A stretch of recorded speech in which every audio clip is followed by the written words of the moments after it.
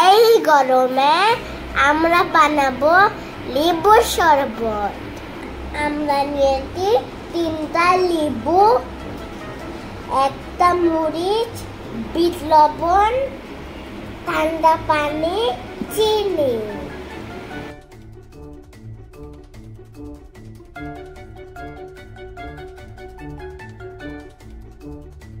Bit লবণ,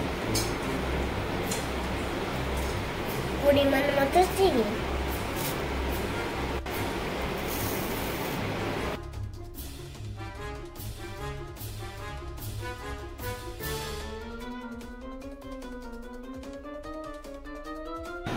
এখন blend করব।